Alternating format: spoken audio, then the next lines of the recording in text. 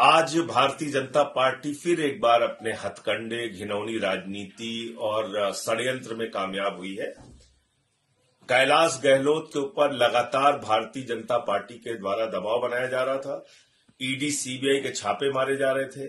ED के दफ्तर में पूछताछ करने के लिए बुलाया जा रहा था। इनकम टैक्स के छापे उनके घर पे मारे जा रहे थे। और ये भारतीय जनता पार्टी की खूबसूरती है नरेंद्र मोदी जी की कि जब वो किसी के ऊपर ईडी का छापा मरवाते हैं, इनकम टैक्स का छापा मरवाते हैं, ईडी के दफ्तर में पूछताछ के लिए बुलाते हैं, तो जोर जोर से प्रेस कॉन्फ्रेंस करते हैं, चिल्लाते हैं, कहते हैं ये तो कैलाश गहलोत पे ये भ्रष्टाचार है, वो भ्रष्टाचार है। और जैसे ही वो बीजेपी में शामिल हो जाते हैं तो सारे आरोपों से बरी हो जाते हैं। मोदी वॉशिंग पाउडर से उनको धुल दिया जाता है। तो बीजेपी एक बार फिर से अपने षड्यंत्र और अपने घिनौनी राजनीति में सफल हुई है। मैं समझता हूं कि कैलाश गहलोत के ऊपर बहुत दबाव था ईडी, इनकम टैक्स और तमाम तरीके का, और उसके कारण से ये फैसला उनके द्वारा लिया गया है। लेकिन उन्होंने भ्रष्टाचार का आरोप लगाया है, यमुना सफाई के लिए की बात की है, शीश में। अब वो ऐसी बातें कर नहीं सकते क्योंकि वो 5 साल तक सरकार का हिस्सा रहे हैं। जिस पार्टी में आप रहे हैं, जिस सरकार में आप रहे हैं, अब मैं कहता हूं ये सारी की सारी बीजेपी की स्क्रिप्ट है। भारतीय जनता पार्टी अब जो स्क्रिप्ट बना के देगी और जिस तरह का षड्यंत्र उन्होंने कैलाश गहलोत जी के खिलाफ किया है, तो उसी तरह से उनको बोलना पड़ेगा। देखिए, चुनाव चल रहे हैं और भाजपा के गंदे षड्यंत्र शुरू हो चुके हैं। ईडी और सीबीआई उनके एलाइज एक्टिव हो चुके हैं।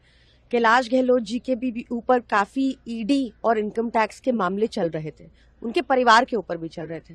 तो उन्होंने जेल की स्ट्रगल से बेहतर भाजपा ज्वाइन करना बेहतर समझा। आज भारतीय जनता पार्टी फिर एक बार अपने हथकंडे, घिनौनी राजनीति और षड्यंत्र में कामयाब हुई है। कैलाश गहलोत के ऊपर लगातार भारतीय जनता पार्टी के द्वारा दबाव बनाया जा रहा था। ईडी, सीबीआई के छापे मारे जा रहे थे। ईडी के दफ्तर में पूछताछ करने के लिए बुलाया जा रहा था।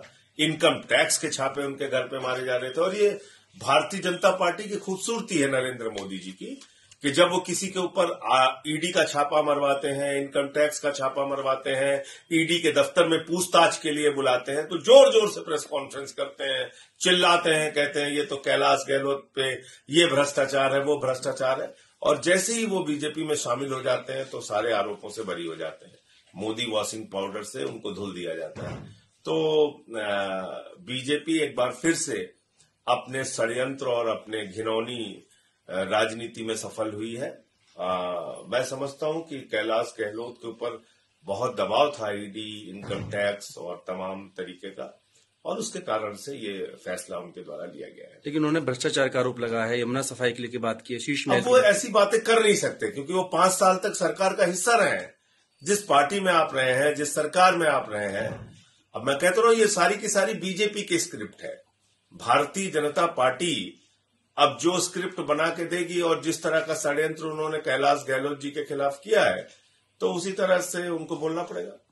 देखिए, चुनाव चल रहे हैं और भाजपा के गंदे षड्यंत्र शुरू हो चुके हैं। ईडी और सीबीआई उनके एलाइज एक्टिव हो चुके हैं।